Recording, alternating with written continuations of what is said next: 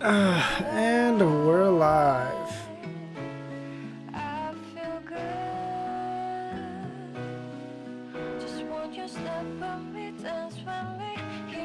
You feel alright. I feel good. You alright.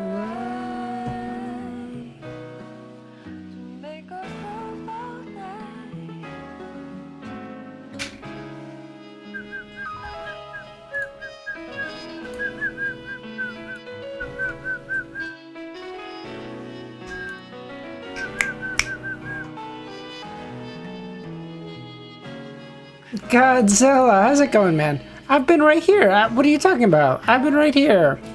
I took 2 days off. 2. I think. It might have been 3. Was it 3? Hold on. September. Okay, I took way longer off than I thought. Hold on. Excuse me? No, 3. Okay.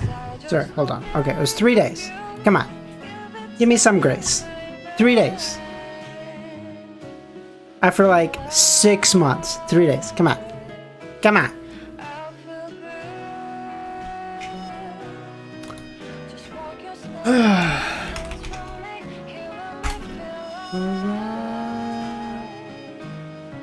I feel good on you. Alright. Excuse me?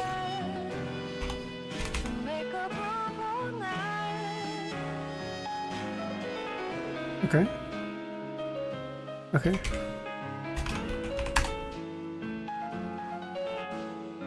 Wow. Okay, that's not good.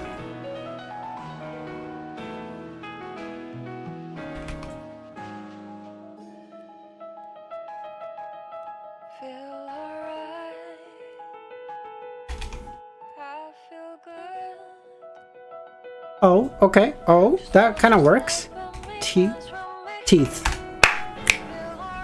Let's go. Let's go, baby. Very, very mid. Love, love. Wherever you go, there'll be love, love, love. Wherever you go, there'll be love. I have not seen the Demon Slayer movie. I do intend to. I like Demon Slayer. It's good. Very basic, very vanilla, but good nonetheless. Maybe it's just because of the animation. I don't know. I don't know what they're feeding those fucking animators over there, but that has like some of actually the best animation I've ever seen. It's crazy.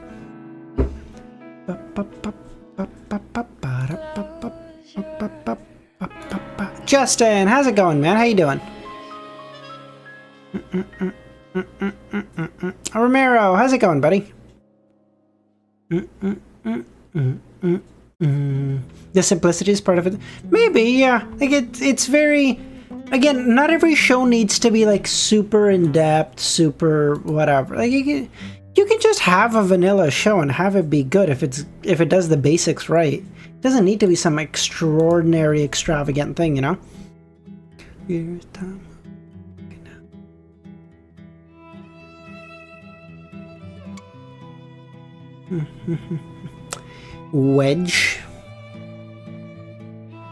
Wedge jam.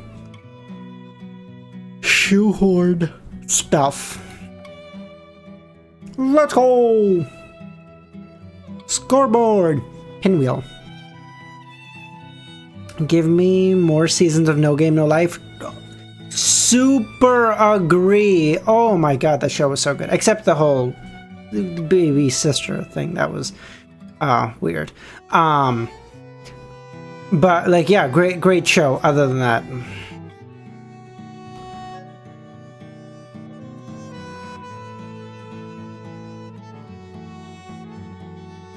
Solo leveling is, yeah, again, I've said that, I like solo leveling. It's really basic, but it's like, it does it good.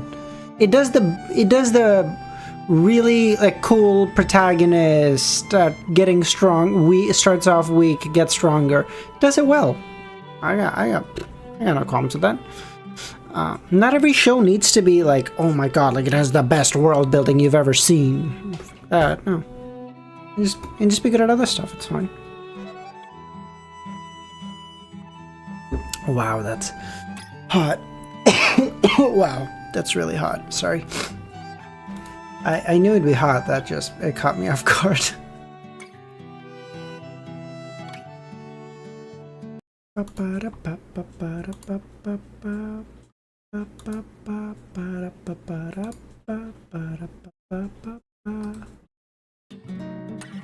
I finished Bloodborne. Oh, nice. Did you get the true ending? What ending did you get?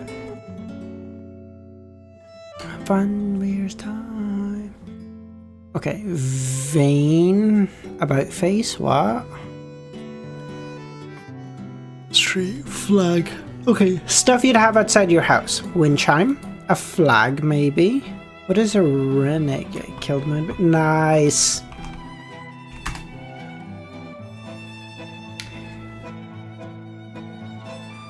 Wherever you go, gonna be love, love, love. Wherever you go, gonna be love. Sorry, I'm listening to music, and I like it. Having a good day. This about face. Okay, renege, backpedal, about face, pinwheel. Shit. Flag. Favorite fate was definitely Lady Maria. That was a sad fight, don't remind me. That was an annoying fight too, because she was strong as fuck. Did you know the doll you meet outside the main, like, whatever, player area was made after Lady Maria? No, I did her first try? Really? Am I misremembering? I think Lady Maria was like a pain in the ass one, no? I feel like that was the one. I think so.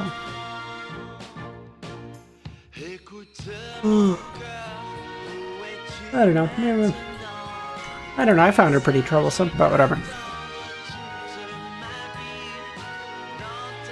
I've just been unironically playing like Witcher 3 and Ghost of Tsushima while working the past couple of days.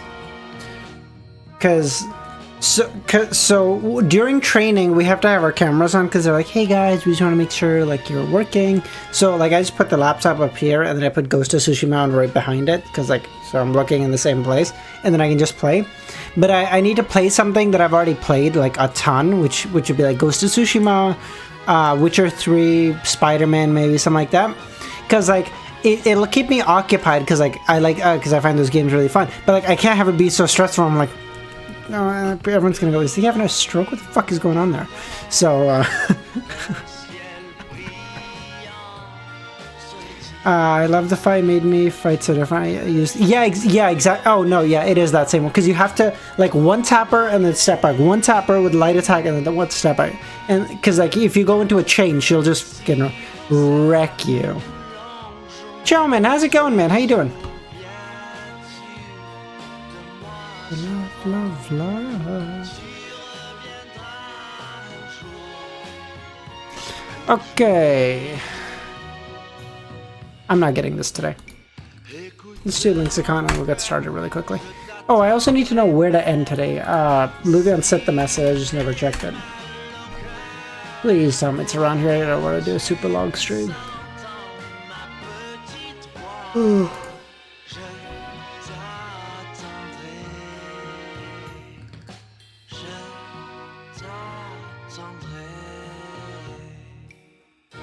Mm-hmm. 13. Oh my god, I guessed it. Spot on. I did know about the doll. I'm a lower connoisseur. Bro, you just finished the game. How can you be a connoisseur? You just finished. Whisper. Whisper, speak. Speak, communicate. Communicate, talk. Talk, language. Language translation. Tourist. Okay. You guys can obviously see where I'm going. I play Souls game while listening to Finn. Jesus Christ. Okay. Actual sociopath behavior. Okay. Translation, language, tourist.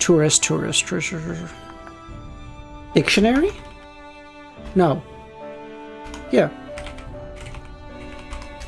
How the fuck do you spell dictionary? It's with a Y, that's why. Dictionary, tourist.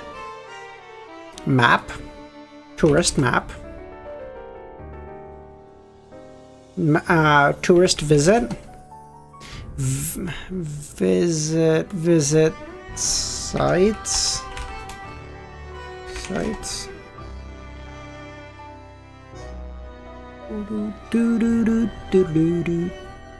Here's time. Me and you. Tourist visit. Visit translation. Visit dictionary. I was listening to Game of Thrones fans. I don't know. I can't do like listening to like long-winded stuff or like video essays or stuff. I don't know. I just zone out.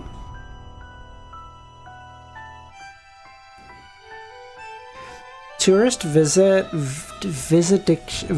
translation. Am I on the wrong fucking transport? How? Why would transport do anything? Plane?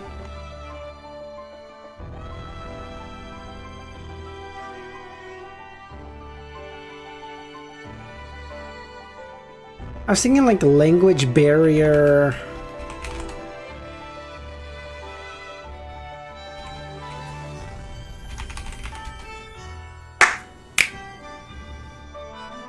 I don't know why transport to communication gets there, but let's go, baby! Let's go! We're so goated. Thank you, Romero. Your transport actually came in super handy. Bug, how's it going, man? How you doing? I don't know why communication does that, but communicate doesn't, but nah. Alright, let's get started.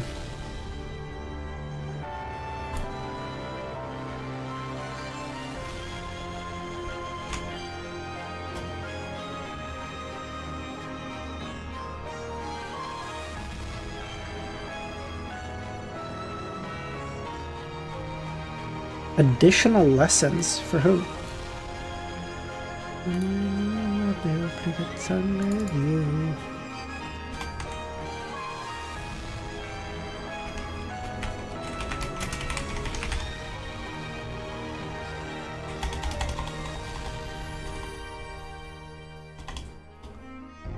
There we go.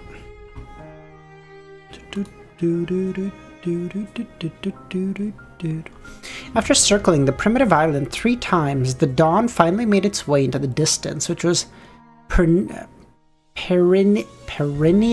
covered in storm. Bernardet retracted her gaze and fixed it on the sage frontlet that remained suspended in midair. As a clairvoyant, she clearly saw the opportunity to advance. She knew she had completed the corresponding ritual, preventing a disaster involving a higher order of power. However, the price she paid was to personally seal her father, the father she had missed and sought for over 100 years. How ironic, Bernardet thought as she looked at the vertical eye in front of her. After leaving Intest, she had 2 big wishes. First, to investigate the truth behind her father, and second, follow in her father's footsteps and see if there was a possibility of reviving him. Bernardet had fulfilled her first wish. The truth was that she had indeed misunderstood her father. This curtailed her pain and conflicted feelings. Her hatred for her father dissipated, but it also added to her guilt. With this kind of guilt and yearning all the time, she tried her best to fulfill her second wish, but the outcome wasn't pleasant. If there hadn't been any hope from the beginning, she might not have had such a huge reaction, but she had seen the light and her father, but had no choice but to place him to a state of slumber personally. After a moment of silence, Bernadette's eyes focused again. She no longer hesitated, no longer blaming herself. She firmly raised her right hand, drew out the ancient words that shimmered with a stellar radiance in the void, and summoned the spirit world creature that was half man and half wind, and retrieved the sage ingredients from it. As for the rest, there was no need for them to be specially preserved. They were in the collection room from the dawn. Not long after, Bernardet used Pale Death to shatter the Sage Frontlet and concocted the potion that would allow her to advance to Sequence 2. Looking at the Sage Potion, with each bubble containing a transparent eye, Bernardet raised her right hand and brought the glass to her mouth. She knew that what she needed at this moment wasn't sorrow nor emotions, but determination and the will. This was because if she wanted to help her father, Roselle, escape the corruption and revive, she needed a higher sequence and a greater strength. Because of this, she was willing to bury the pain in her heart and not let it affect her state. It was only when there was no one around at night that she could retrieve it and savor it alone. With the Sage Potion entering her mouth, Bernadette's body turned illusory. She broke down into thick, complicated knowledge. Damn, she be dropping hot knowledge on you. The entire dawn, as well as the surrounding winds, storms, lightning, seawater, and waves all lost their sense of reality, as though they had been restored to the most fundamental blocks of information. For most Sequence 3 Beyonders of the Mystery Prior pathway, such a state wasn't very dangerous. Such a state was extremely dangerous. If one's willpower wasn't enough, and their luck wasn't good enough, and they weren't prepared, the knowledge they had transformed into would be infiltrated by all kinds of information instantly. They would be washed away, assimilated, and lose consciousness, and becoming a knowledge demon. That's what my friends call me, yo. I be dropping that hot knowledge. This was also known as an information creature. Bernadette had relied on the Sage Frontlet and had previously transformed into a flux of information on several occasions. Although it was limited to 2 or 3 seconds and didn't last long, it was still considered experience. At that moment, she tried her best to maintain her consciousness and establish a connection with the information produced in the spirit world by preventing a higher level disaster. The information had a clear imprint belonging to her, and it involved a very high level of power. It was exceptionally solid and couldn't be dispersed by other information for a short amount of time. It helped her stabilize her consciousness. During this process, Klein above the grey fog tapped the edge of the table with the help of the prayer light. He used a Miracle Invoker's ability of changing probability of certain developments to an extent, and bestowed Bernadette with good luck. Time ticked by. There were several attempts when Bernadette wavered on the border of losing consciousness, but in the end, she managed to tide through it. I love how she is certainly one of my closer allies, Romero. So I love how Klein could very well just be sitting there and be doing nothing, but he's like, listen, she only managed to survive because of me. I'm taking credit for it. I'm goated, yo.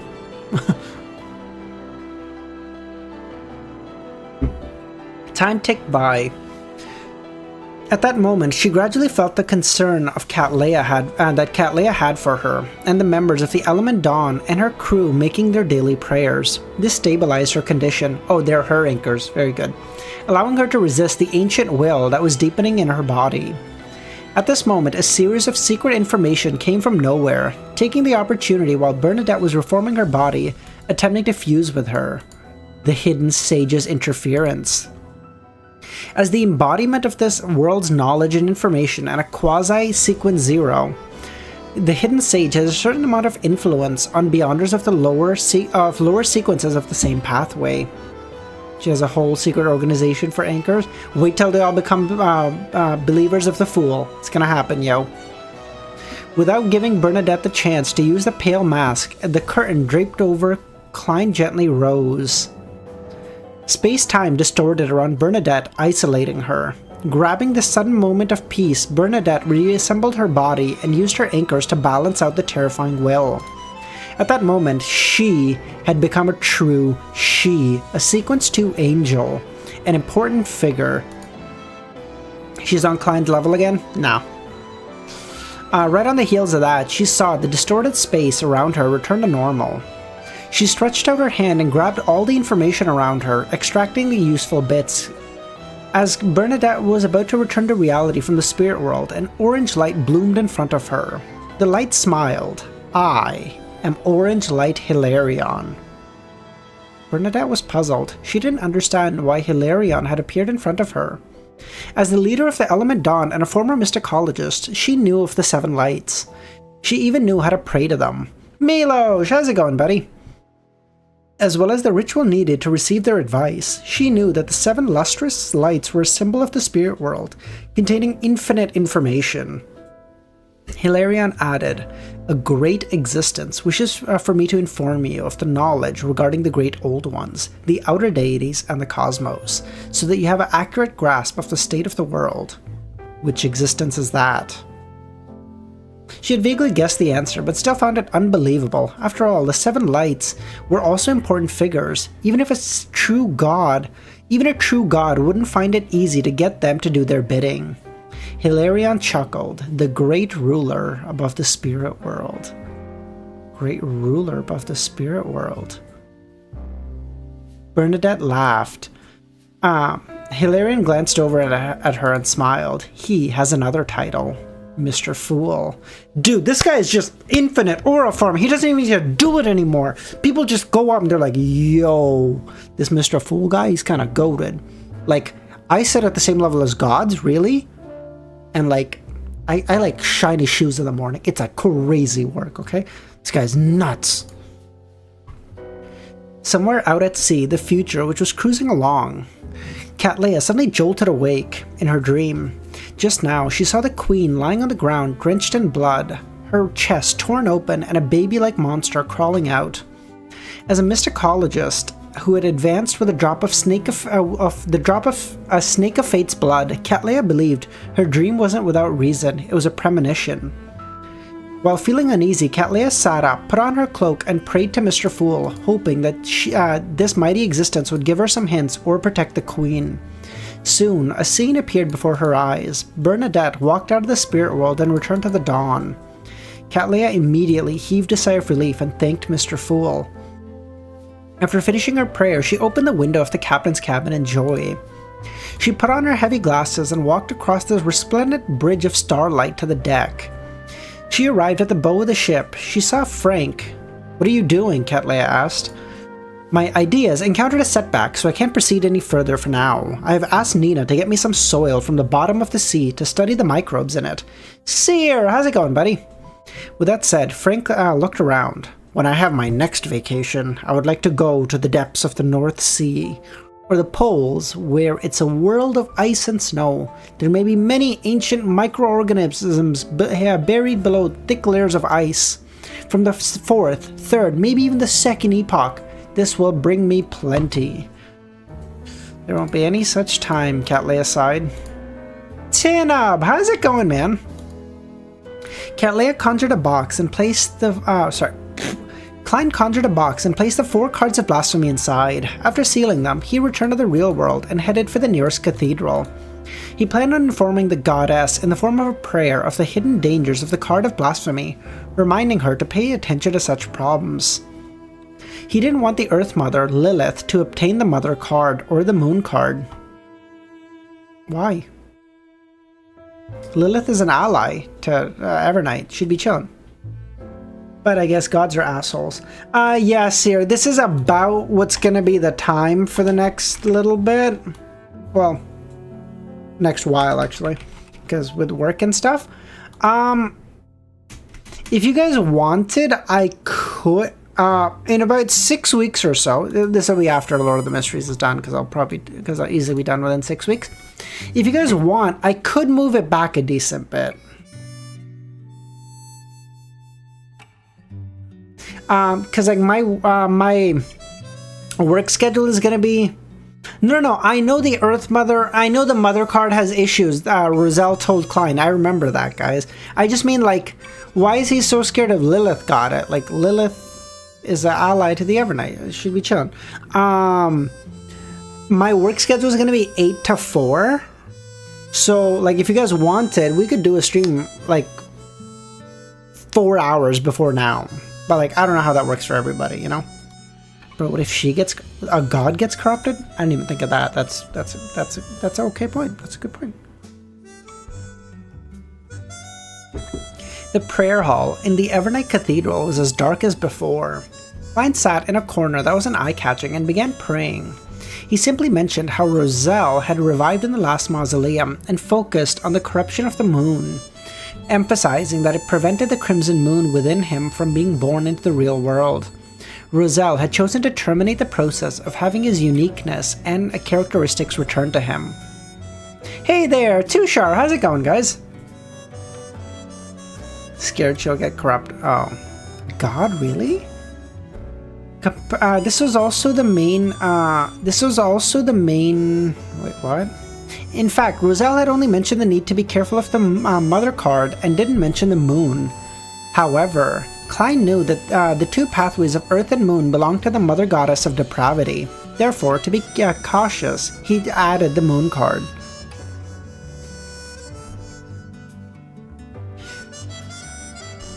Oh, sorry. Seer, sorry. I mean, like, if you guys, depending on how it would work for a majority of you, I could stream about 4 hours prior to when I stream today, in a couple weeks. When I'm finished training and then my schedule is set, I could start streaming like 4 hours before now, if that would work better. I don't, because again, that might work really well for some people, but then that might be absolutely cooked for other people. Like, it's just always going to be that way. Like, I don't know what Ramiro's, like, I don't even know what that looks like for Ramiro, because, like, I don't fucking know what, it's gonna be probably some cook time for him.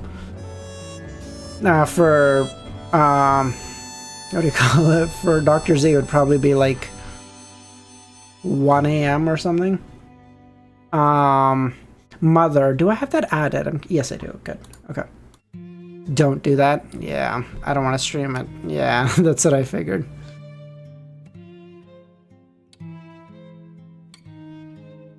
Prayer Hall in the Evernight Cathedral. Nope, already read that. Oh, where the fuck am I?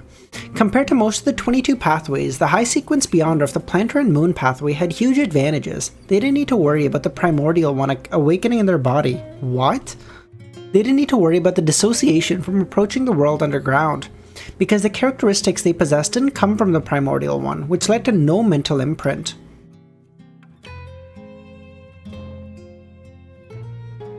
However, if they were to directly go underground and enter the Chaos Sea, no matter who, they would encounter corruption. Just the extent to it would be different. This advantage was very likely due to the fact that the sanguine ancestor Lilith was more special than the ancient gods. After all, she didn't need to divert a huge part of her energy to resist the will of the primordial one. And back then, the invisible barrier protecting this world was still sturdy, separating the Mother Goddess of Depravity and other great old ones from Earth, making it difficult for them to exert too much influence. I'm fine with these current hours? Okay, yeah. No, like, I'm totally okay with this too, because this will give me about 4.5 hours after work ends. So, like, I can go to the gym, I can work on videos, I can after stream, maybe like an hour or two, I can start, because like there's a couple courses I need to do, or not courses I guess, but there's like a couple certifications I need to get for work, like I can study for an hour or two for that after stream, like it's chilling either way. But with the passage of time, this advantage became a problem. As the underground corruption became weaker and weaker, the invisible barrier also became weaker. Under such circumstances, Lilith's situation worsened, because she was facing the intrusion of the Mother Goddess of Depravity that was ever increasing in potency. In this aspect, the original creator, who was dead, was definitely inferior to the very living Mother Goddess of Depravity. Considering how outer deities had transcended sequences, had an influence on Beyonders from their own pathways, Klein felt that he couldn't afford negligence. Yeah, but Klein is so hyper lucky in that sense though, because not only is there no sequence 0, there's no above the sequence either. Like, he doesn't have to worry about any of those influences. I mean, he in particular... Wait. But he in particular has to be really worried about the original creator coming back in, so I don't know.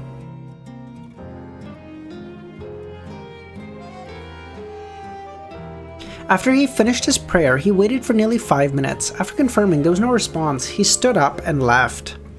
To him, this was mainly a disclosure obligation. As for what the goddess planned to do, that was beyond him. In short, Klein could only believe that the goddess knew the importance of such matters. Backlund at the Harvest Church, the top-hatted Emlyn got off the carriage and looked at the sun. On his way to the entrance of the cathedral, he rotated the ring on his left hand so as to flaunt his identity. Yeah, like, as soon as I finished speaking, I was like, oh, maybe I forgot. Okay, maybe. The ring was semi-transparent in color, as though it was made from a light red amber. A reward that Emlyn received long ago, Lilith's ring. After becoming a demigod, Emlyn could suppress the effects of bloodthirst from the ring to an extent. Every day, he only needed to drink 3 bottles of blood to be immune to the negative effects. Therefore, to showcase his special identity as the Blessed of the Ancestor, he began wearing it permanently. He's like, you know what? This ring may have some small consequences, but like, the drip is totally worth it. After entering the church, Emlyn removed his top hat. At this moment, Cosme, Ernest, and other Sanguine and Backlund were waiting for Bishop Utravsky stood up, looked down the aisle and greeted softly, "Good morning, my lord." Emlyn looked around and nodded. Is Mistral not here yet? Oh, good evening, my lord? Oh, Emlyn, no, you can't give Emlyn this much power, yo. You can't give Emlyn this much power. I used to wear a really tight ring. Now, I have like 1 ring at him, but I don't ever wear that because it's like my parents got it for me when I was, for like my birthday a long time ago. But like, I'm too scared I'm going to lose it, and it's like worth a lot of money, so I'm like, fuck that, I'm not wearing this. I say a lot of money, it's like relatively a decent bit of money. Emlyn's going to be such an asshole. Oh my god. Count Mistral has set up chapel at home, Ernest simply said. Who's got the most drip in the tarot club?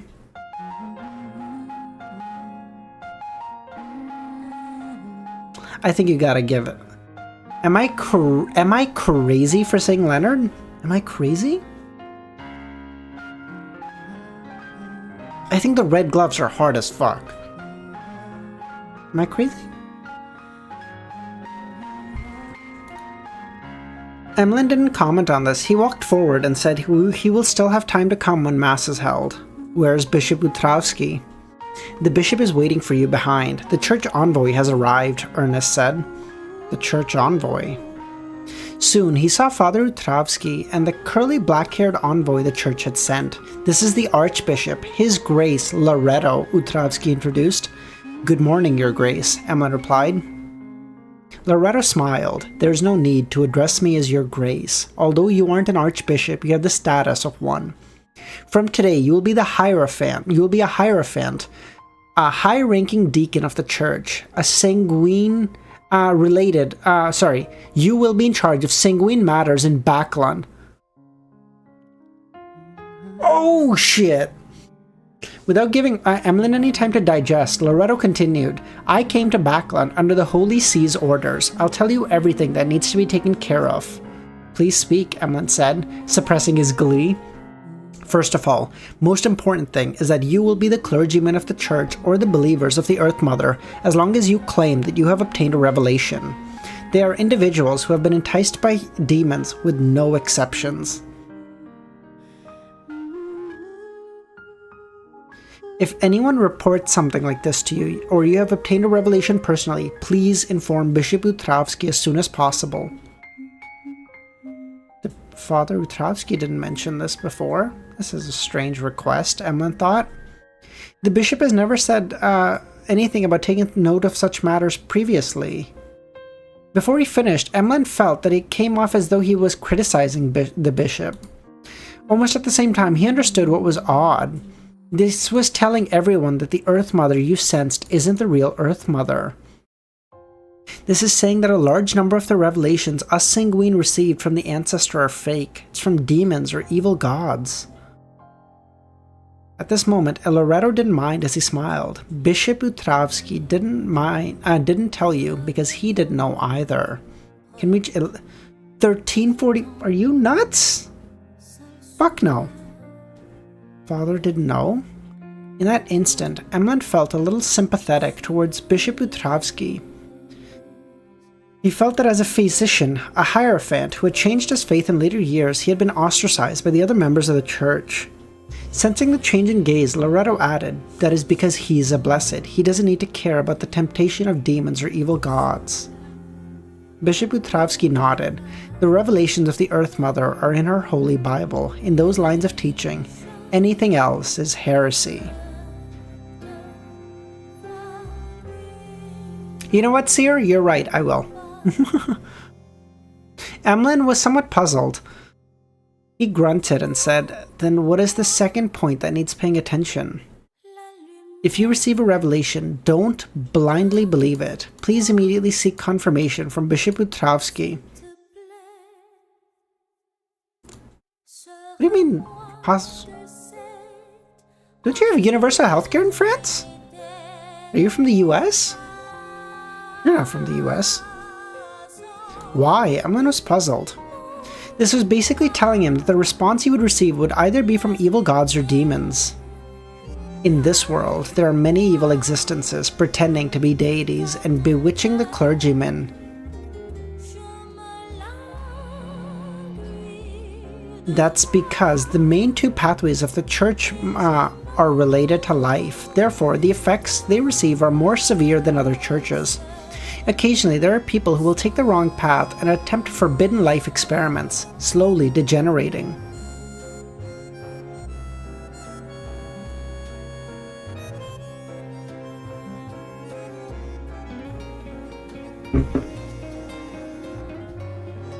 Does that one days after doesn't count? Really? That's such a stupid system, Adam. What the fuck? In order to prevent such developments, we organized a church a long time ago under the guidance of the Mother's will to establish the system of a favored and blessed. Favored and blessed. Emlyn's understanding of the church was limited to the Holy Bible. He was at a loss. He'd never taken the initiative to ask Father Utravsky about the church. Loretto glanced at Emlyn and nodded. The favored are clergymen who have won the Mother's favor and are from the two pathways of Earth and Moon. Blessed refers to the people who have obtained the Mother's blessing and are from other pathways. The latter is less affected by demons and evil gods. It can help us verify the authenticity of revelations. Basically, what he's saying is, a lot of words to say, Father Utravsky is goaded and woaded. Under such circumstances, even if it's a decree issued by the Holy See, there needs to be a second-in-command favored, or it can be regarded as null and void. As he spoke, Loretto took out a document and unfolded it in front of Emlyn. Apart from what the Archbishop had just said, it included the details of him accepting the mission and appointed as an envoy. At the end of the document, there were a few names. The first, from the Holy See of the Earth Mother, Matriarch Roland. The rest were names that Emlyn didn't recognize.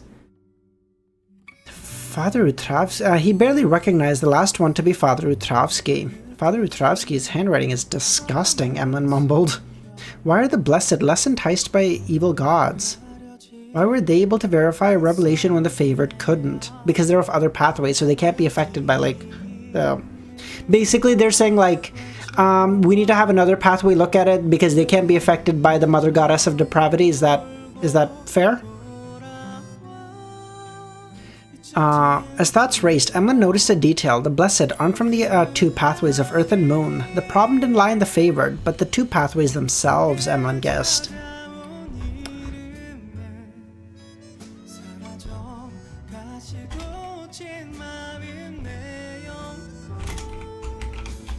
Inu mission. Arger, how's it going, buddy?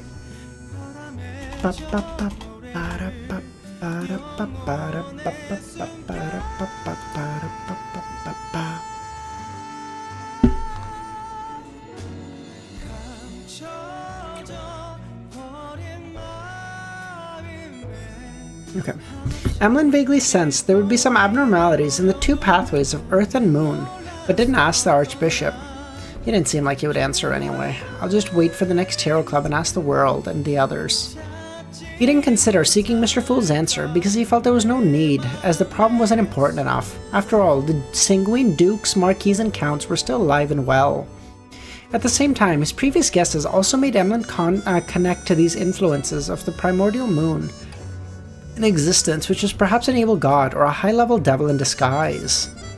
He knew that many sanguine who had prayed to him had lost control, turning into monsters. Emlyn suspected that this was one of the evil existences that sent fake visions. With no more questions, Loretto put away the document in his hand and thought before saying, "This is the problem that requires special attention. In addition, I hope you can set up 3 to 5 Beyonder teams in Baklan, mainly be members of the Sanguine." Emlyn was always law-abiding. The crimes he did commit was to steal blood at the hospital. He raised a question: does the Church of the Evernight and Church of Storm have any objections? This was a request from them, Loretto answered. As most of the Church of Steam believers have withdrawn, there's a lack of official Beyonders in Lone.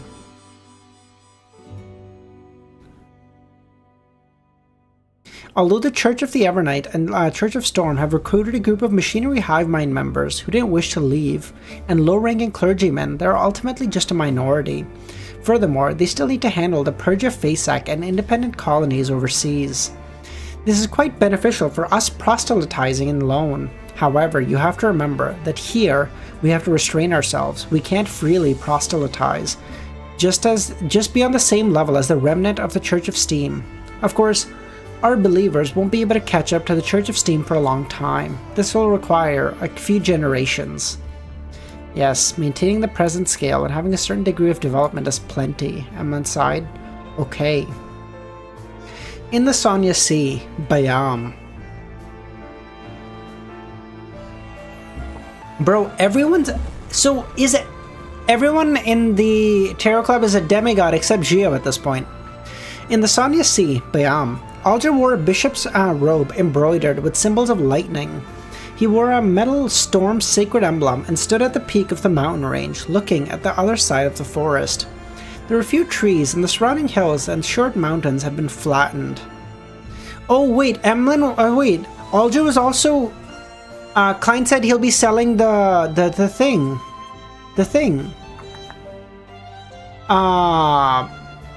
Sea God characteristic. Oh, Alger's gonna stand on the same level as Sea King Jan Kotman, bro. Oh god. It was a private harbor that belonged to the Resistance, definitely not comparable to the Bayam port, but it was of medium size.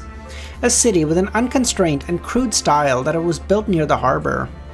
In the center were 2 towers, one was a spire and the other steeple. They were all strangely silver. Surrounding the twin towers were many paved roads made of cement. They led to the buildings, mainly made of stone, or were connected at the open square. The City of Silver, I guess?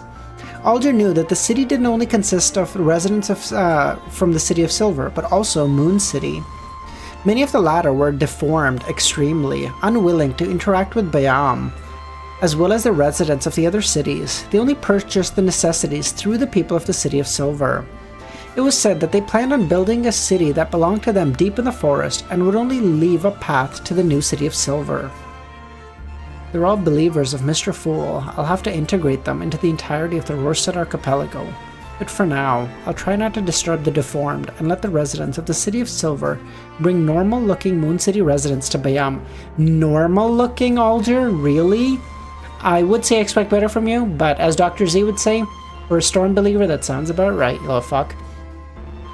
After settling down, he had actually completed the mission that Mr. Fool had given him. However, he believed he was still far from being able to exchange for the Sea God's identity, authority, and status.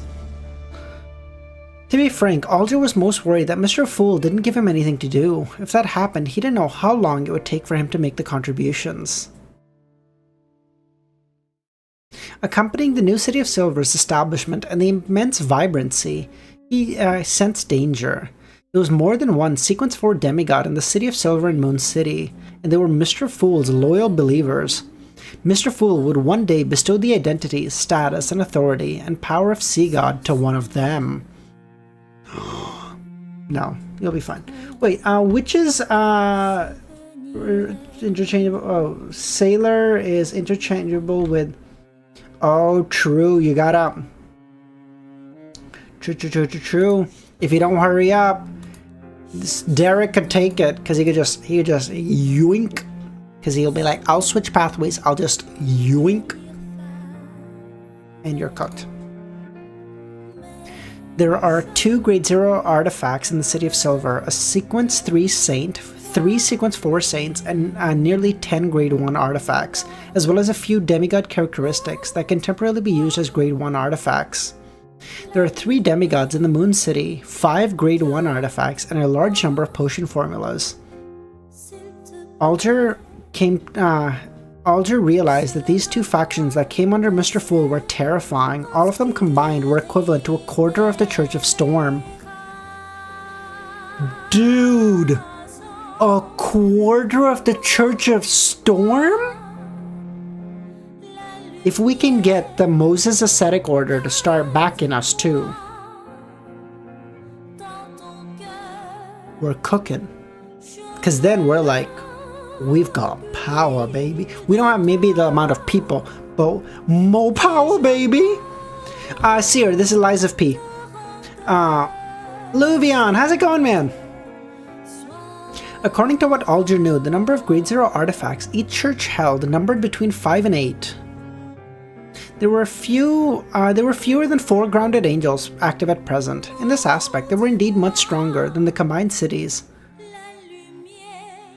However, the Orthodox churches had no advantage in number when it came to Grade 1 artifacts, and saints, especially the latter. What? But there's only 4 saints. What do you mean? Due to the all-out war between the brass, increasing the number of saints by nurturing them, the Church of Storm had around 20 saints. Not gonna lie, Lies of P final boss way harder than Orphan of Cause. Oh, don't tell me that. Oh, I'm so you're making me sad.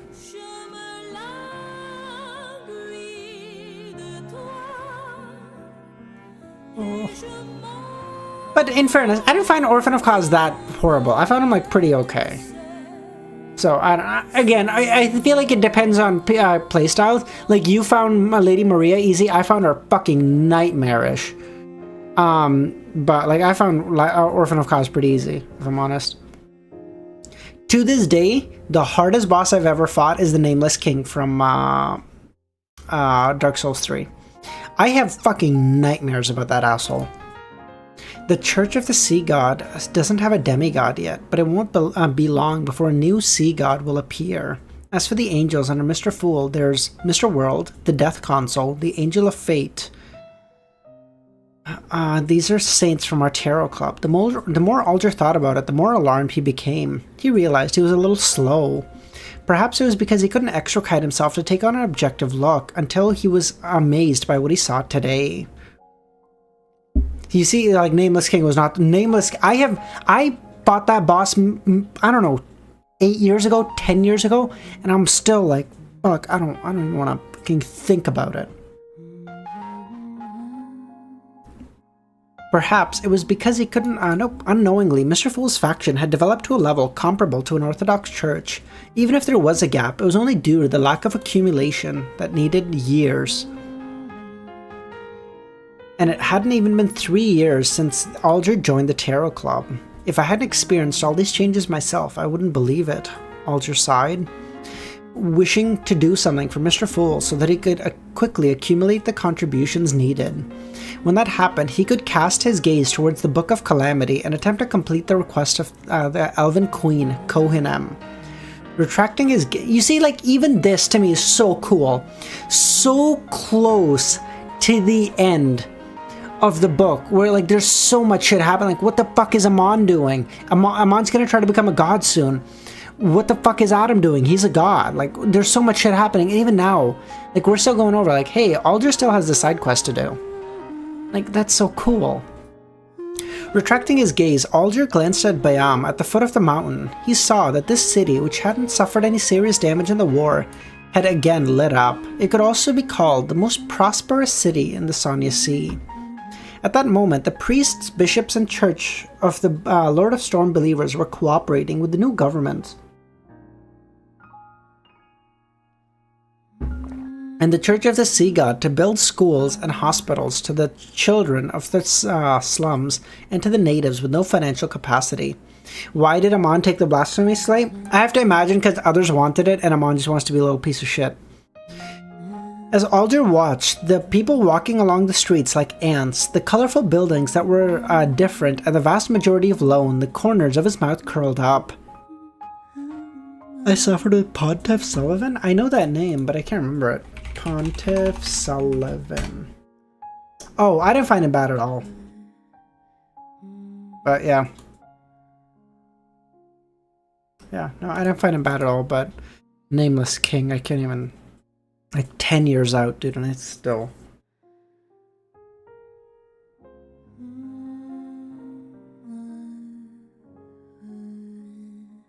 He narrowed his eyes, unsure of what he was experiencing. At that moment, a grayish-white fog appeared in front of him. He heard a message from Mr. Fool, a mission, monitor a man named Verdu Garcia. Along with the revelation, plenty of miscellaneous information rained down upon him, telling him exactly where to find this gentleman. Nameless Pup are gonna... I was gonna say something and then I realized it's a puppet. That's gonna... Luvian's gonna clip the fuck out of that if I say that. He was a member of the Abraham family that had concealed his identity. He had left Desi County recently and had come to the Rorstad archipelago. Alger was thrilled. By your will, he bowed. Klein knew that Verdu Garcia Abraham had left the northern continent and was heading to Rorstad archipelago. He knew very well this person yearned to save Mr. Dorr. The reason why Klein had gotten Miss Magician to inform the Abraham family of the ritual that helped Mr. Dorr's escape was because the trust between the two parties was insufficient. If he were to lie or hide, the Abraham family would definitely suspect that Fours and her continued contact to Mr. Dorr and would make her continue contacting Mr. Dorr to try to confirm it through other means. Once they discovered anything, Klein would lose control of the Abraham family. If it had been a few years ago, Klein wouldn't be too worried about such things. However, as the apocalypse approaches, the infiltration of the outer deities will increase. It is possible that a member of the Abraham family could come into contact with an item or a believer and obtain the ritual. Therefore, Klein believed giving them the ritual that was extremely difficult to complete could be used to effectively gain the trust of the family.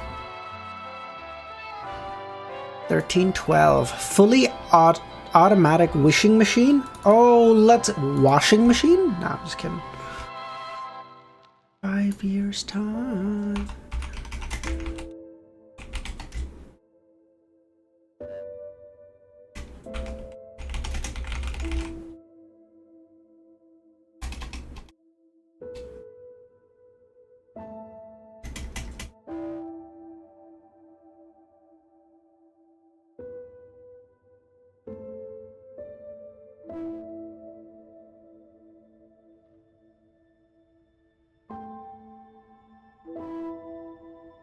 Okay.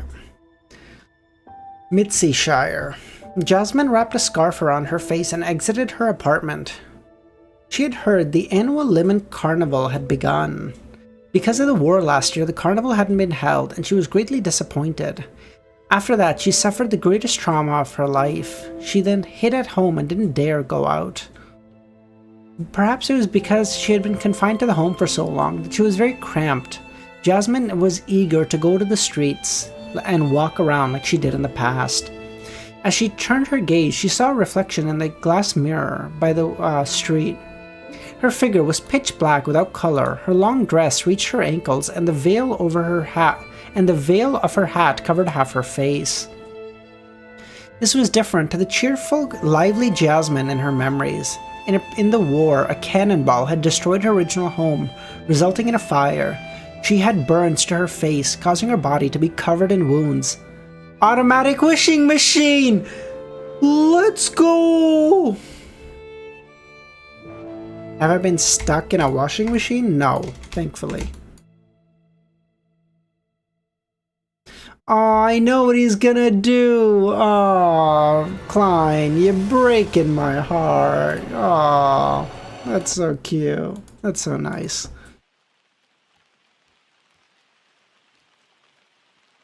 In this hold on. If not for the fact that she felt lucky that she was lucky enough, Jasmine would have died from the injuries. But even so, she felt her life had ended at that moment.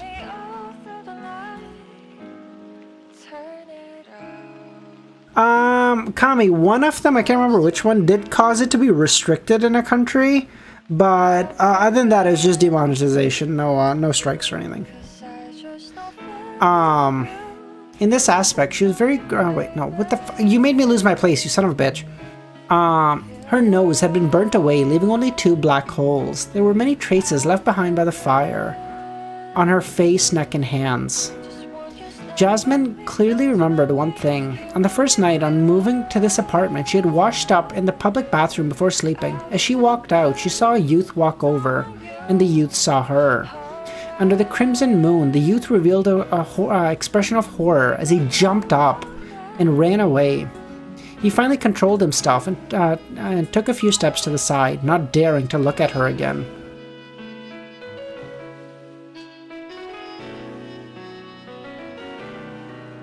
Finally, he controlled himself and took a few steps to the side. This pierced Jasmine's fragile heart. From that day on, she never left the house again. Any idea around where? What do you mean? What are you asking me? I don't... What? That's clear. In this aspect, she was grateful to her parents because they didn't say a word. They did their best to maintain their life, relying on their savings and the work they found to support the family. They didn't need Jasmine to work.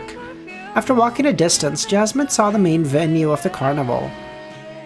There was a sea of heads and all kinds of reveling emotions. The enthusiastic atmosphere made her stop in her tracks.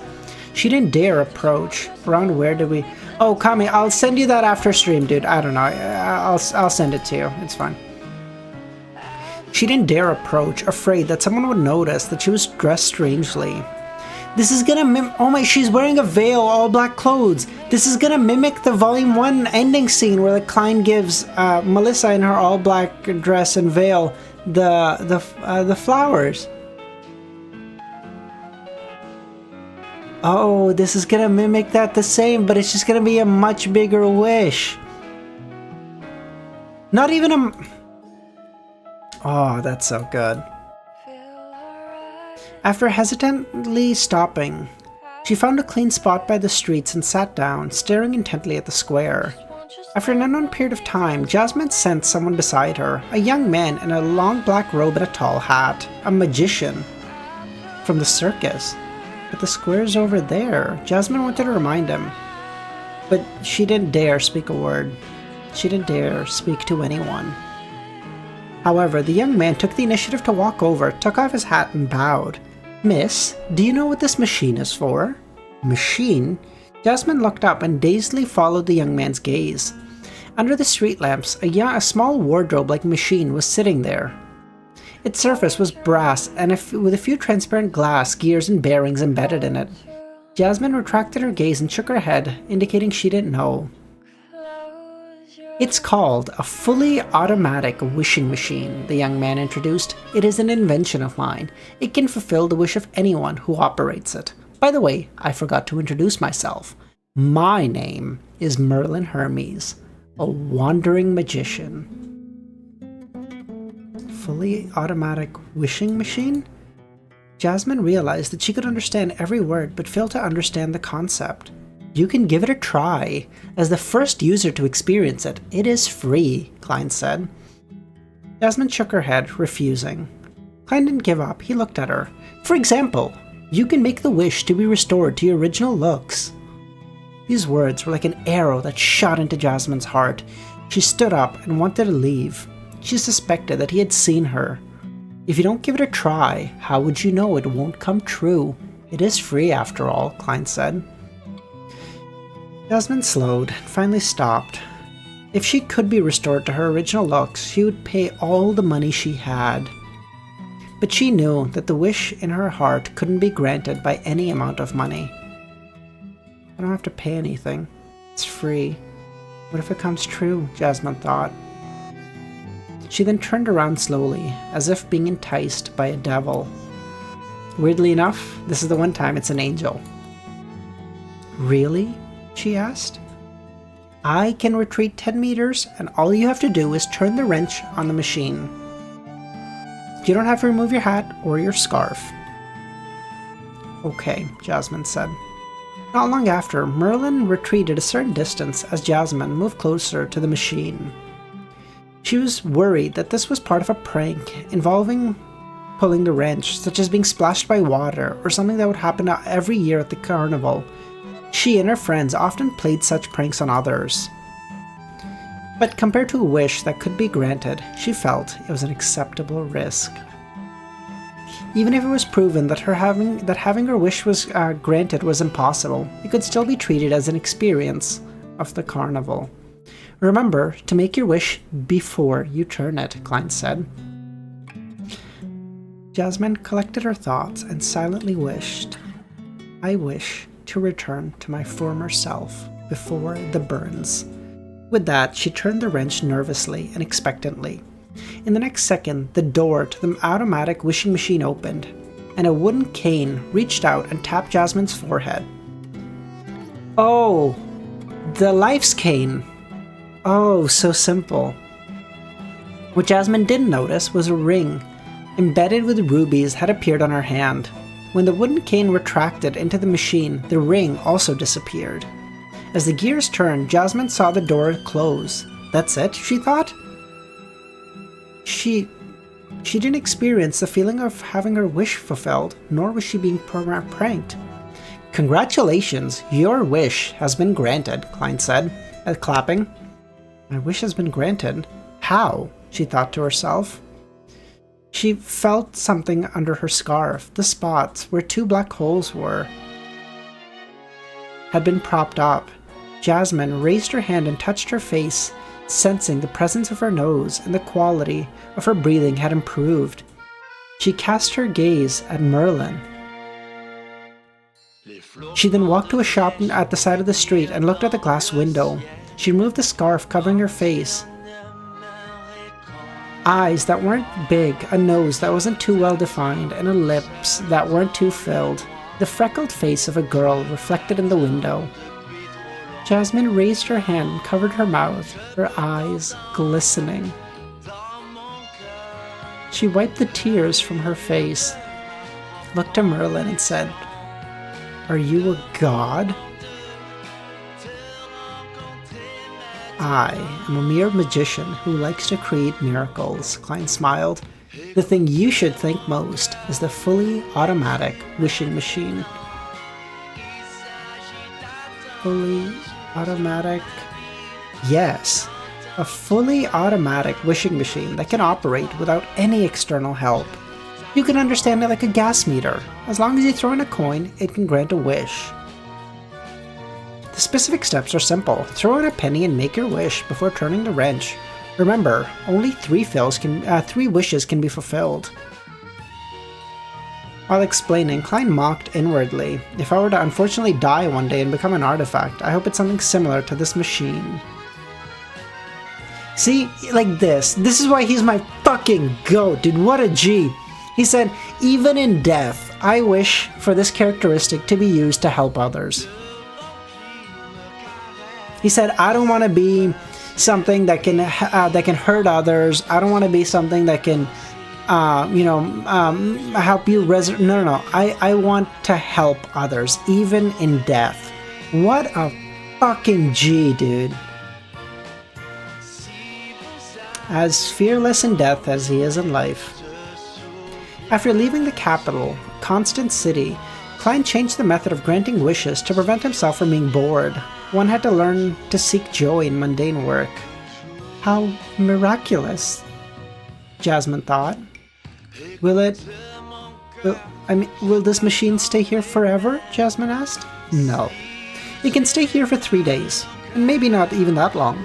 Perhaps it will disappear when the sun rises. But it won't disappear forever. Perhaps one day you'll see it at the corner of the street yet again. Thank you. Thank you, Mr. Fully Automatic Wishing Machine. She then bowed at Klein. Thank you, Mr. Hermes. She then asked, 3 wishes can be granted? Yes, but it won't be free in the future. You will need to pay a penny, Klein replied.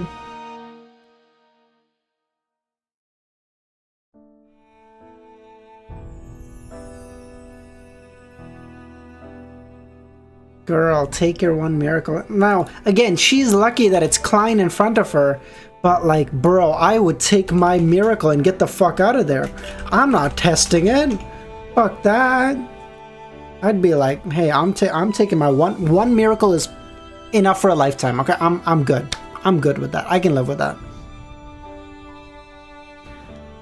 Jasmine was excited, but still worried. What kind of price has to be paid?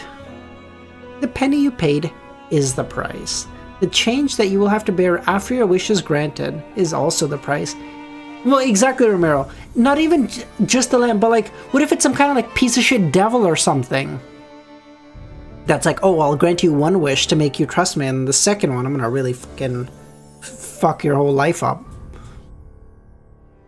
Jasmine nodded. Without completely understanding him, she reached into her pocket and attempted to take out a few copper pennies, but her handkerchief was empty. Having stayed at home all this time, she didn't have any contact with money. Can I go home? Jasmine asked. Of course, that is your freedom, but I cannot guarantee that the wish machine will be here waiting for you. Sometimes, it's very willful. Jasmine tersely answered, thanking him. Turning around and jogging in the opposite direction, the more she ran, the more relaxed she became. She found herself in her former healthy state before the burns. To her, this was a scene that would only appear in a dream. Merlin, how's it going, buddy?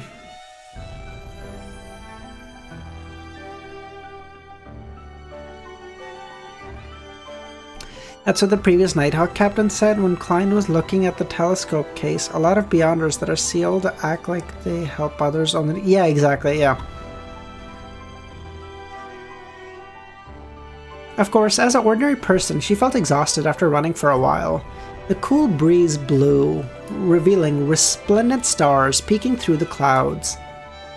Jasmine felt her body relax and her worries disappear. For the first time in a long time, a smile appeared on her face. She then heard someone shout a name. Jasmine? Jasmine turned her head and saw a familiar face. Her former neighbor, Mrs. Hamill. Good evening, Mrs. Hamill. I haven't seen you in so long. Are you going to the carnival? Jasmine asked. I haven't seen you since you moved away, Mrs. Hamill replied. I heard you were injured in the blast. Yes, but I've recovered, Jasmine said. How is Jolie now? Mrs. Hamill's expression sank. The physicians did unspeakable things to her. She died. Jasmine was taken aback, thinking back to her experience. A physician soldier had rushed into their house in an attempt to do unspeakable things to her, but he only gave her a kick and left when he saw her disfigured face. Poor Jolie. Jasmine tapped her chest. It was only after she heard what happened to her friend that she realized she might have been lucky. After bidding farewell, Jasmine walked back to her apartment. When she got home, she felt much better and happier. She started to look forward to seeing her parents. They probably wouldn't keep the pain deep in their hearts. They would definitely cry, Jasmine thought. She then opened the door. The room was dark, and none of the candles or gas lamps were lit. They're sleeping. Of course they are. They've been working so hard, Jasmine thought. She then walked over and saw the moon through the window. Dad has a lot of white hair. Mom is always frowning. Her face is flaking. Only then did Jasmine realize that she hadn't seriously looked at her parents in a long time. She didn't notice how quickly they had aged. Before the war, her father was an accountant with a good income. He could afford to rent a terrace house and allow his wife not to work. And now he could only work at textile factories, doing all kinds of strenuous labor. Dad's health is getting worse. He's always coughing. He has passed the recent civil servants exam. When the results are announced, he should get a good job. Mom complains that her arm is getting worse. You guys ever have that? You ever look at your parents and you go, damn, like they're getting older, dude. I gotta lock in. God, it's fucking... She had already thought of her second wish. Softening her footsteps, Jasmine entered the room and poured out the last few pennies from her piggy bank. She then left the apartment and boarded the carriage, afraid that the wishing machine would be gone if she delayed any further.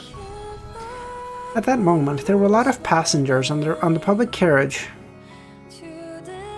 Most of them were heading to participate in the carnival.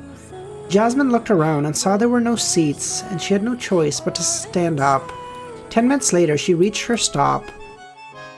When the machine embedded with a few pieces of glasses appeared in her eyes, she heaved a sigh of relief. During this process, she surveyed the area but didn't find Merlin. It really is automatic. There's no need for him to be here, Jasmine muttered. She then took out a penny and placed it in the wishing machine. I wish for my parents to be healthy again. I hope that my family will become rich. Jasmine voiced her wish. Those are two different wishes! You need to do individual wishes! He went through this! In the next second, she heard the clanking sound as though a coin had rolled out from the machine. It can't be fulfilled? Wait, it was 2 wishes. She then thought again and stuffed the penny into the coin slot. I hope my parents are healthy again. This time, she heard a soft knock. Seeing that the coin didn't come out, Jasmine knew her wish had been fulfilled. She couldn't wait to go home and check on her parents. She then took out another penny. She planned on making her family wealthy, but remembered that her father was going to become a civil servant and their family income was guaranteed. When she was... Oh... Of course. When she was 10 years old, she already knew she wasn't good looking. It wasn't that people around her were mean to her, but amongst her playmates there were 2 rather beautiful girls. This allowed them to be accorded with better treatment and experience the kindness of the world. Like, it's actually so fascinating. Like, this is unironically how a person would behave, but like from a third-person point of view, you'd go, really, dude? Like, you just got like a miracle that no amount of money in this fucking universe can buy you. And you saw your parents were sick, so you made them better. Okay, no problem. Really? This is the third wish? Same thing when she was thinking about money, I was like that's not great. Okay, like you're like really?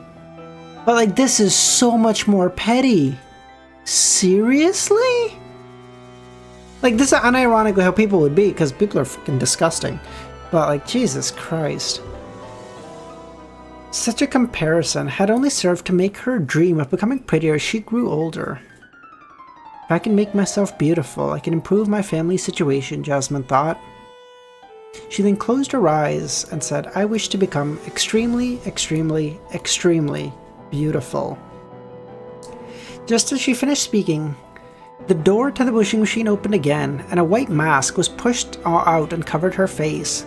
She then opened her eyes and saw the mask disappear. She then turned around in anticipation and saw her current appearance. All she knew was that from this moment she was mesmerized from her own beauty. Her nose had become sharper and her lips fuller, her eyes bigger, her skin tender. Is this a miracle, Jasmine? Yeah, fuck you. I already hate her, bro. Oh my god. Jean, how's it going, man? God. Girly, I had so much fucking... I liked you so much and you fucked it all up. Get out of here. Just, ugh.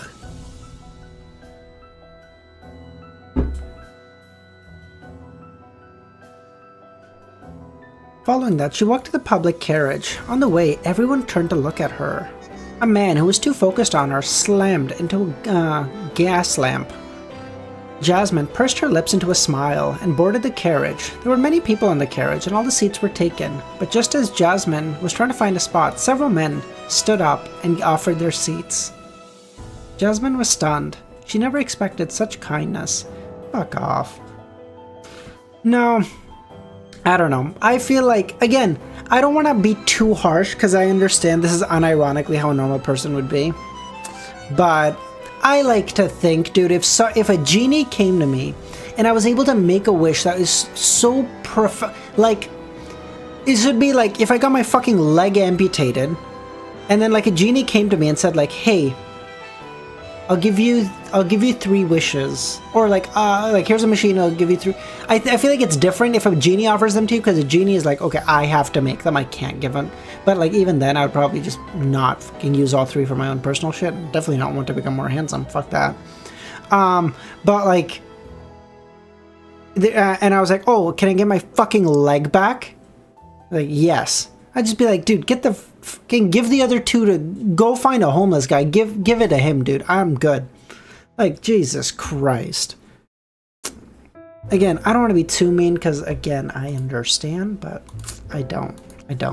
I'm just saying the words, bro. She didn't decline and sat down. Thank you. The man smiled. That is what a gentleman would do. She sat there quietly until she reached her stop, then got off. After a few steps, she felt that someone was looking at her. A drunkard. Jasmine jumped in fright. But the men she met along the way revealed similar looks, as though they could turn into beasts at any moment. At that moment, Jasmine felt as though she was walking in the wilderness. No.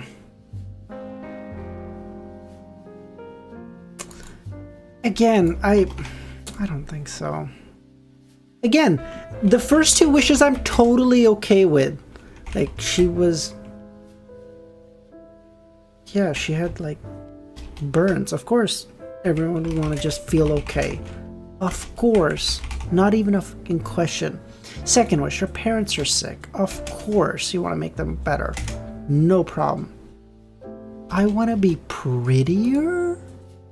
No, I don't think so. See, she was Jazz maximum for a second, and now she's Jazz minimum, really. Previously, Jasmine enjoyed the gazes from the men, but now she was left with anxiety. I'm definitely saying I would give a good portion of it away, hey there. For sure. Oh, sorry. Oh, sorry. Sorry. Hey there. What I would actually do is I would take the 200 million, I would go to a roulette table, put it all on red, double it. Take the full 400, put it all on red, double it. Put the entire 800 on black this time, double it, and then I would give away a lot of money. Okay, but like, you gotta get the 3 doubles in, okay? You got to.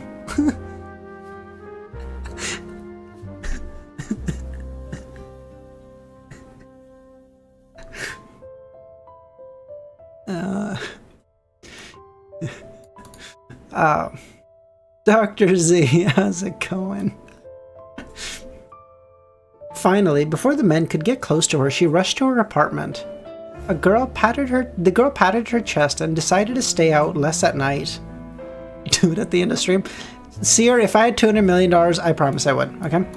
After calming down, Jasmine went up the stairs and returned home. She approached her parents' bed and used the moonlight to examine their faces. Compared to when she left, their faces were rather ruddy. Their wrinkles and hair and white hair had lessened, and their snoring was non-existent. Louvion, just because I give good financial advice doesn't mean I have to take it, okay? Doctors make the worst patients, okay? Financial advisors make the worst fucking financial decisions. Your miracle would definitely just be for a moment. Yeah, exactly, Arthur. I would just need like a snake of fate's luck for like 3 minutes on that roulette table, bro. Don't get me wrong. I don't know what fucking casino would let me do that. But like, dude, I just need like 3 minutes. I'm like good forever.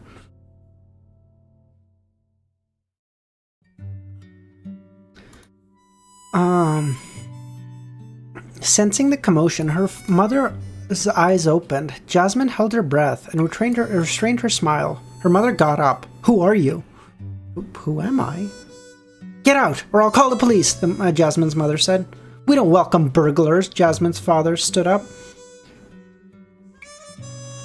Dad, Mom, it's me. Before she could even finish, her mother started to shove her out.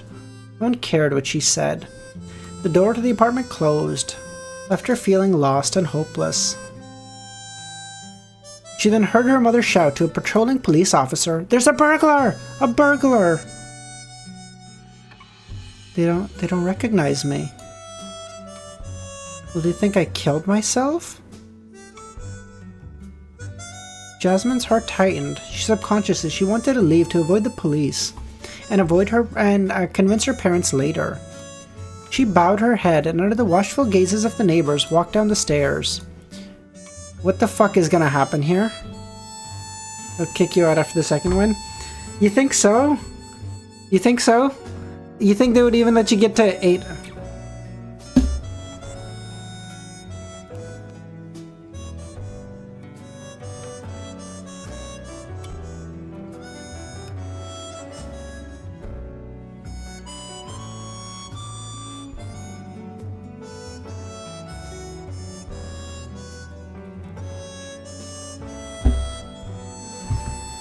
Nah, it depends.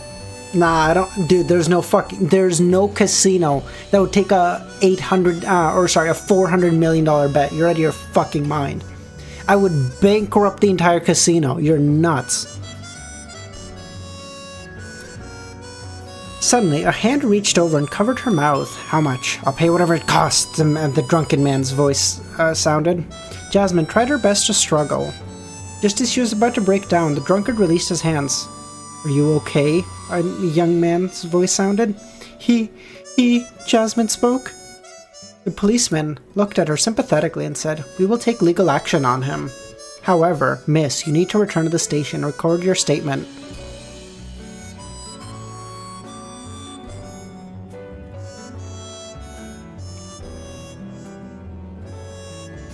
Not long after, she sat in the police station's testimony room. The policeman deliberated. So you're telling me he didn't ask you if you were a prostitute and you didn't do anything that might be suggestive? Yes, I just reached the alley. Okay, let's end it here. Miss Jasmine, can you tell us where your home is? We'll get someone to send you back. I had a quarrel with my parents and can't return home for the time being. Perhaps you can take me to the nearest hotel?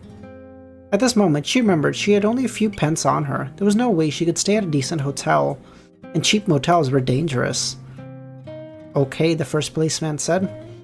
On the way to the nearest hotel, the policeman hesitated several times before saying, If you plan on becoming a street girl, you can come to me. You don't need to go through that much effort.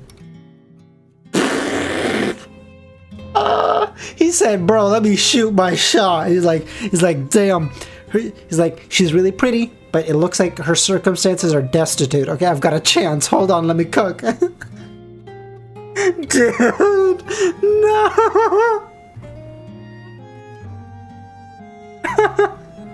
Oh god, shoot or shoot, baby. Oh my god. Bro, shooting from the moon.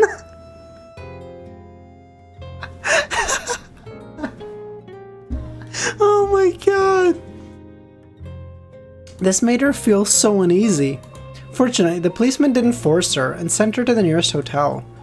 There's no need for you to go in with me. I'll just go by myself, Jasmine said. After the officer left, she walked out of the hotel. She wanted to go to the municipal square where the machine was to cancel her previous wish. Her such beauty was terrifying. He's like, so, I'm hearing you're having a rough night, okay? Maybe I can make it slightly better? Let me cook. What the fuck, dude? What the fuck was that? Oh my god.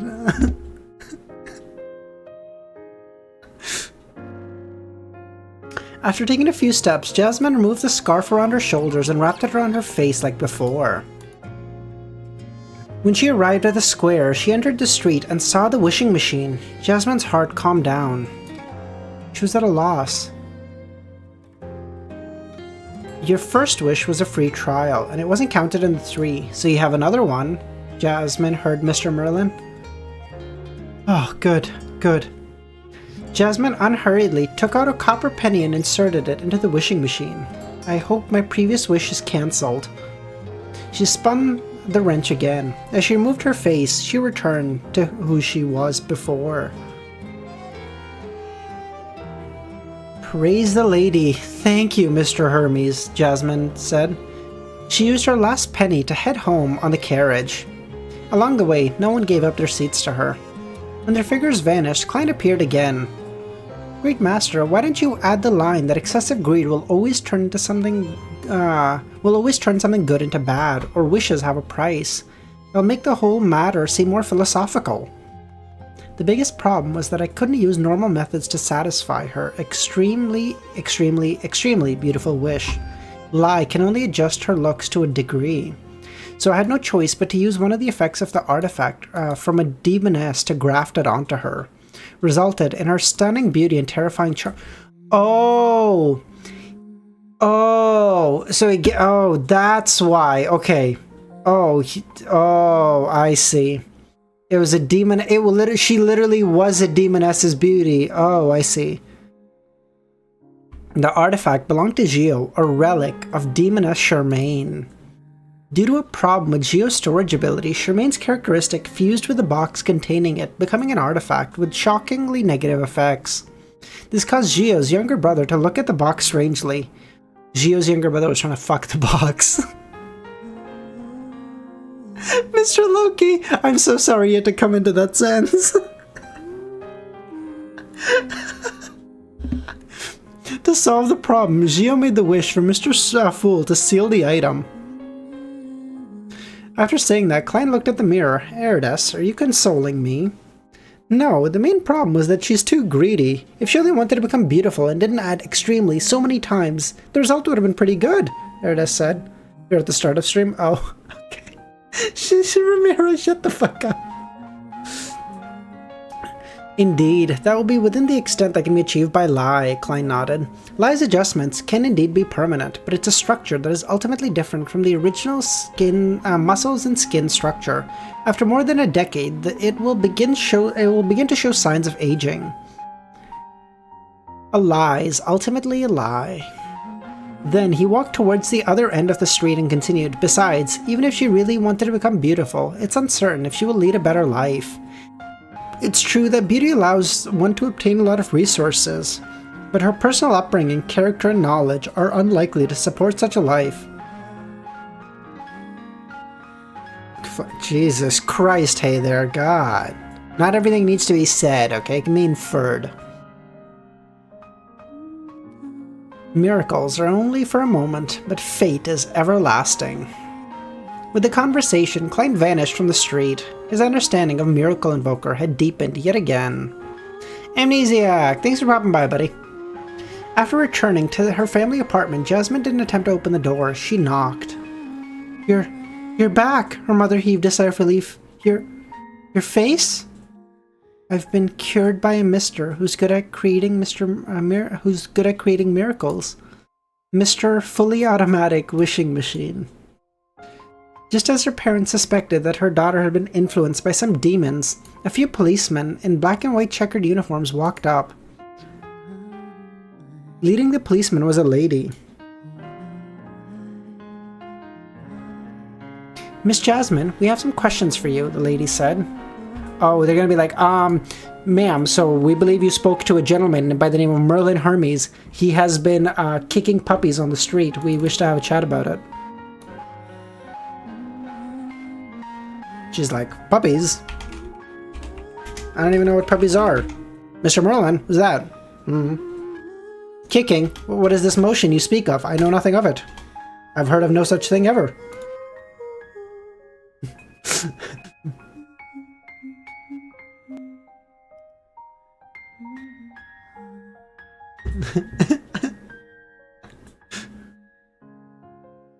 You know what? I don't even speak the language you're speaking. What are we talking about? I actually only speak ancient Jotun. I'm going to need you to bring a translator. I do not speak this language you speak of. I can't even understand you. Crazy. Jasmine felt that she should have been afraid, but she found it difficult to have such strong emotions facing the officer in front of her.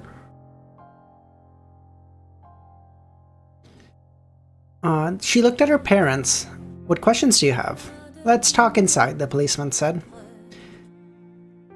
After closing the door, she pulled a crude round stool and sat down without standing on ceremony. This made everyone relax a little. You may call me Ma'am Gray, the woman introduced. Have a seat, Ma'am Gray. Am I supposed to know who this is? I have received reports saying that there were incomprehensible things around you. For example, a male's desire for committing assault far exceeded normal standards.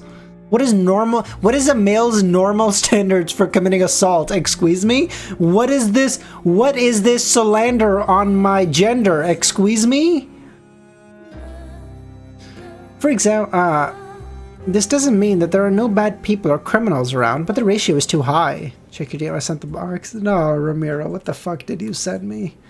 Oh, what the fuck? Ow, I just punched my fucking mic. Oh, jeez. What the fuck did you send me, Ramiro? Oh, God, get it away from me, you piece of shit. Get it away from me. I will not stand for it. Cuttlefish, this is slander. This is libel. I want $4 million. I feel very offended right now. From what I know, you were seriously injured during the fire and permanently disfigured. But now I can't tell any of that. What do you have to say about it? I went out today to attend the carnival. I was passing by a street and encountered a wandering magician, calling himself Merlin Hermes. He said that he'd invented a machine called the fully automated wishing machine. All I had to do was insert a penny and state my wish, and it would be granted. She gave up all of that? Bro, this guy saved your entire fucking future and you give him up like, oh, this guy said his name was Mr. Merlin. Bro, no fucking loyalty. Oh my god. Merlin, take all the wishes away. God, fuck her. No, snitches get stitches, bitch.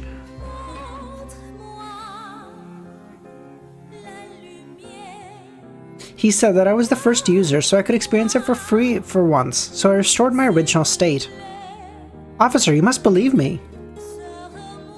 Her parents didn't say anything, but were thinking, how the hell is this possible? Such a machine exists? For a penny? Continue, Miss Gray said. Miss Gray's actually Amon. Jasmine hurriedly mentioned how she had returned home to get some coins, and she then wished for her parents to regain their health, and she wanted to become beautiful. I was indeed very beautiful. But men started to frighten me. In addition, Mom and Dad didn't seem to recognize me and chased me out of the house. I was so scared. I returned to the machine and made a third wish. Mr. Merlin said that my first wish was free, so it didn't count. So I restored my original appearance and met you.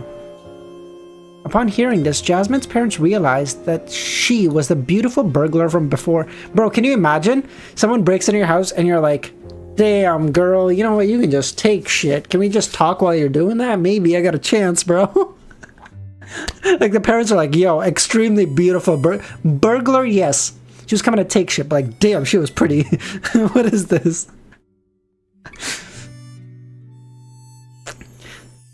They then realized their bodies were indeed much healthier than before, their vision had recovered, and their arms had strength.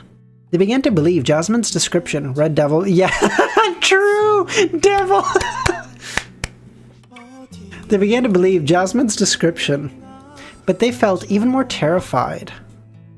Miss Gray nodded. I've seen many matters that are beyond your imagination, but this is the first time I've heard of such a thing. Compared to a wishing lamp, or even wishing pools, this is too modern. Damn, girl, you can burgle my house, true. As an experienced law enforcer, I'll give you some suggestions. Don't believe such things again. Under most circumstances, easily granting of wishes brings about huge disaster. Secondly, go to the cathedral quickly and get the bishop to purify you, the entire family. My department lacks staff. You should consider joining us. This way, I can monitor your situation at any time. As for the salary, trust me, it's about the same as a civil servant. What department?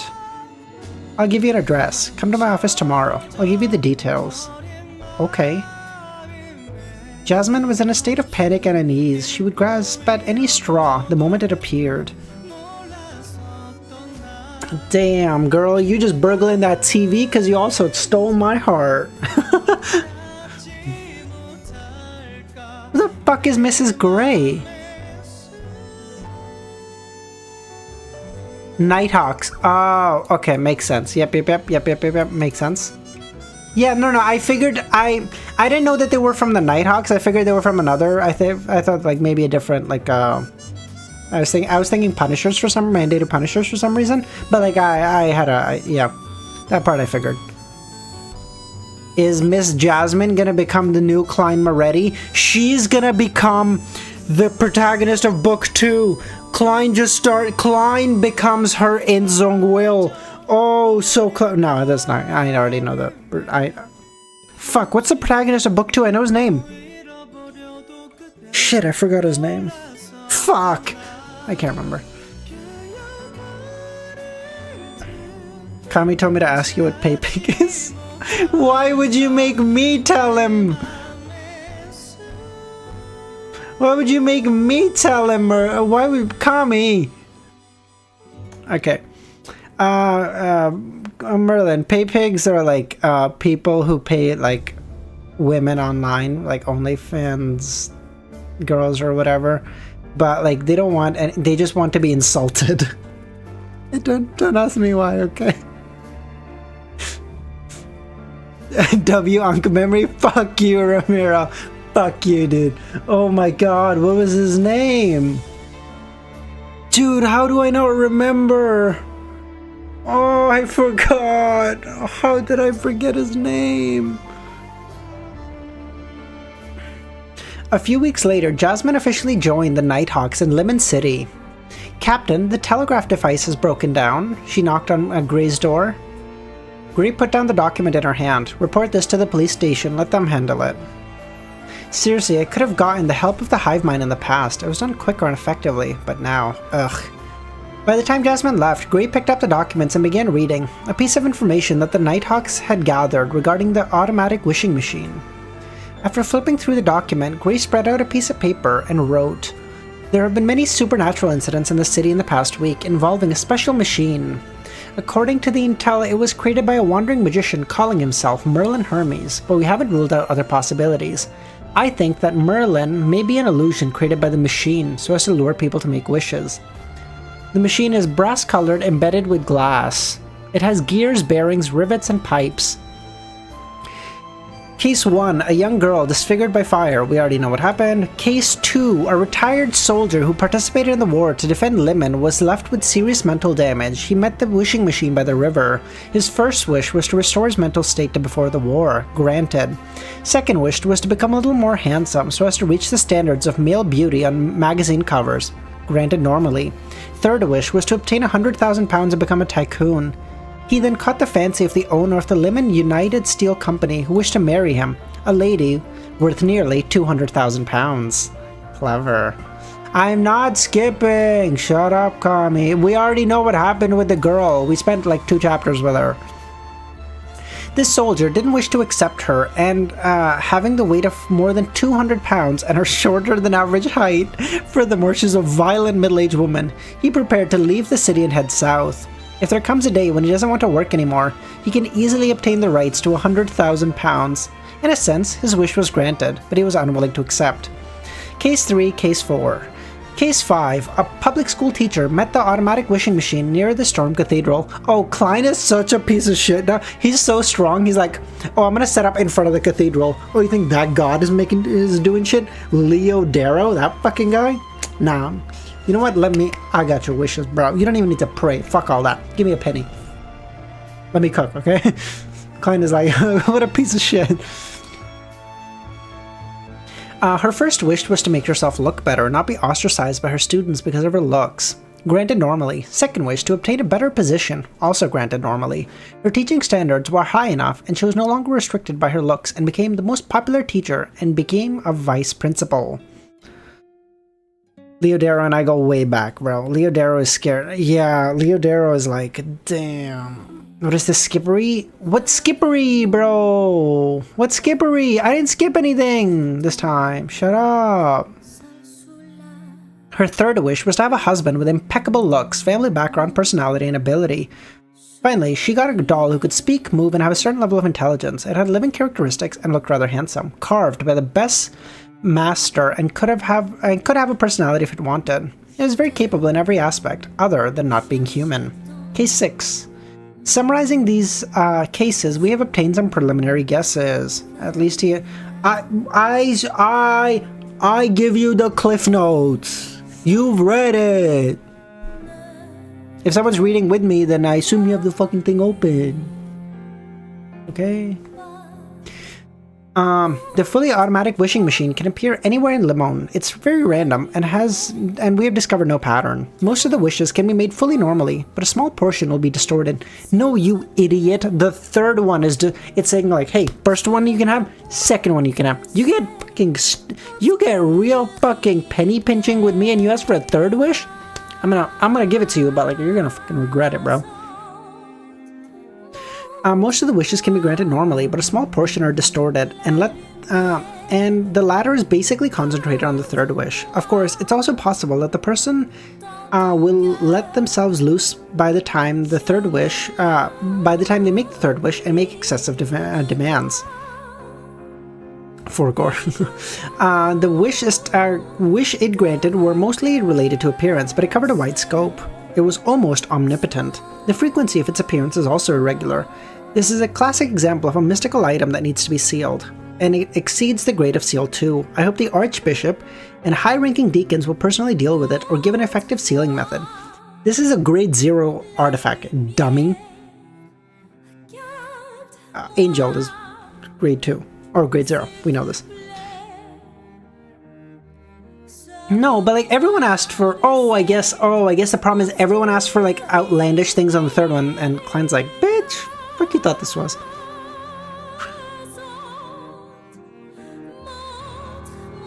We're just gonna act like a miracle invoker? Yeah, I know, like why can't he just go, like I feel like a miracle in my mind, okay, I feel like a miracle and a wish are like substantively different.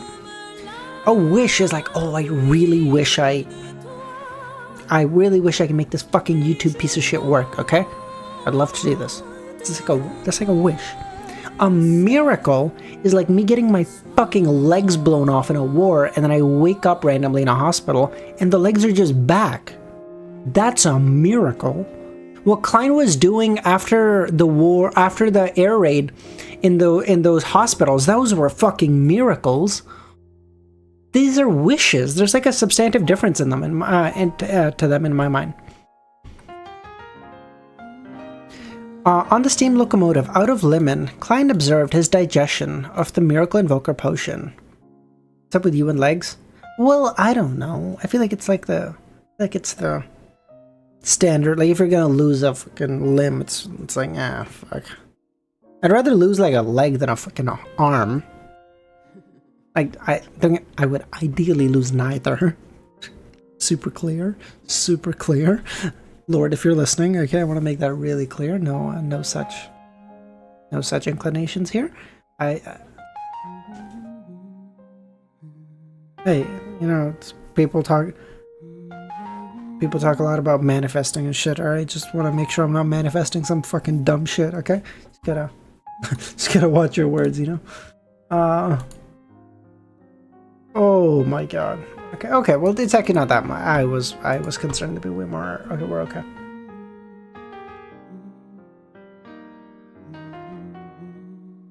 Yeah, that's fine. He can just go to like a hospital and walk through the door and go, "Nurse, walk me to someone with incurable cancer. I'm feeling very generous today."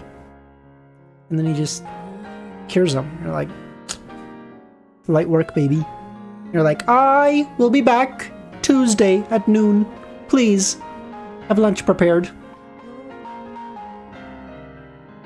There you go. Easy. Light work. Miracle Invoker. Oh, very nice. Very, very nice. Automatic. Very good.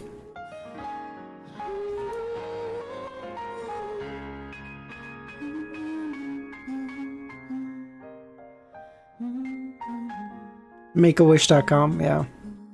It was like, have you guys talked to, what the fuck? Have you guys seen this? I assume most of you know what GoFundMe is. I assume everyone probably knows what GoFundMe is. Yeah, that nurse would probably. The nurse should certainly be hesitant. But then I would just be like, "Oh, nurse, take me to the children's ward. I'm a wandering magician. I wish to entertain the kids for a little bit or something. I don't know." And then like go help the kids. Right. So about 1 in 3 GoFundmes that are started nowadays are in the U.S. in particular, to pay medical bills, and so. And so the CEO of GoFundMe had this, he was like doing this interview, and he started like crying, and the interviewer was like, "Hey, are you okay?" And he goes, "I run a company that does popularity contests for a living, and if you don't win the popularity contest, you die. Would you be doing okay?" I was like, "Fuck." God, like what a fucking dog shit world system piece of shit we live in. Oh my god. God, it was so sad to hear. Because it feels like if there's a good CEO, they're in like a shitty system, and if there's a shitty system, there's a shitty CEO, and it's like fuck me, I guess. Or sorry, if there's a good system, there's a shitty CEO who runs it into the fucking ground. You're like, oh, what the fuck? It's Squid Game with extra steps here.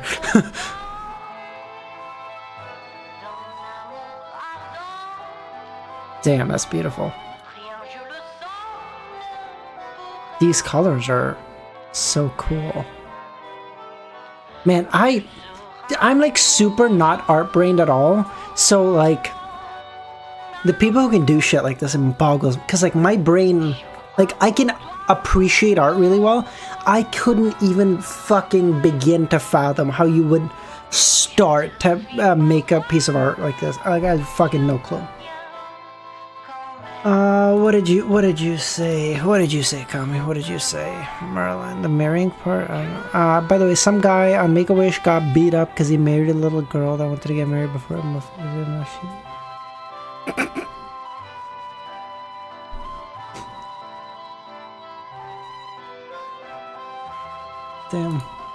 Damn. Listen, there's no one really in the wrong in that scenario. There's no one who's wrong. Wow, dude. Like, I really love this one even. Like, I don't know why. The simplicity is just, it's beautiful. Wherever you go, there'll be love. Wherever you go, there'll...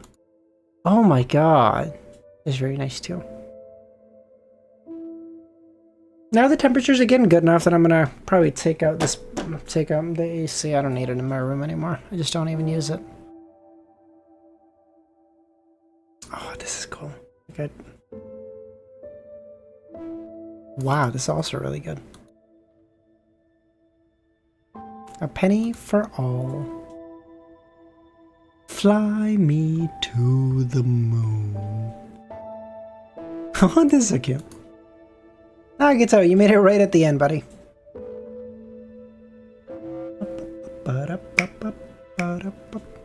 Quieter stream today, but I haven't streamed in a couple of days, and I haven't done it at night in a long time, so... But that's okay. I don't mind. Jesus Christ, that's... See, like, I don't even know how you would have the concept for a fucking piece of art like this. It's so beautiful.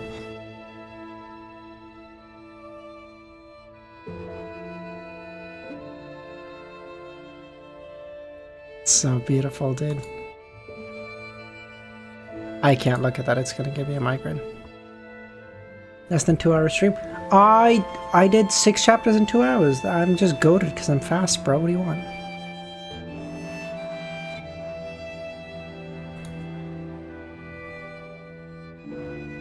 This is also really cool. Oh, that's really nice too. I really like that. Oh, you know what? I might make this my background, like right now behind me. Not the full background, like when I'm reading, but like on this one. I might make it behind me. This one's really nice. I like it. Are you reading 5? Probably closer to 5, Luvion. Probably closer to 5, buddy. I don't know about all that. Alright. Alright guys, we'll end stream there. Alright, look at that. First stream after starting work, I think. Maybe second one. But, okay, this is cool. No, first one, I think, after starting work. This is good. This is good. Okay, we can make this work. Thank you so much, everyone, for coming. Have a great rest of your day or night. I'll catch y'all tomorrow, same time. And we'll keep making our way through Volume 7. We're getting right up to the end now. Thank you, everyone.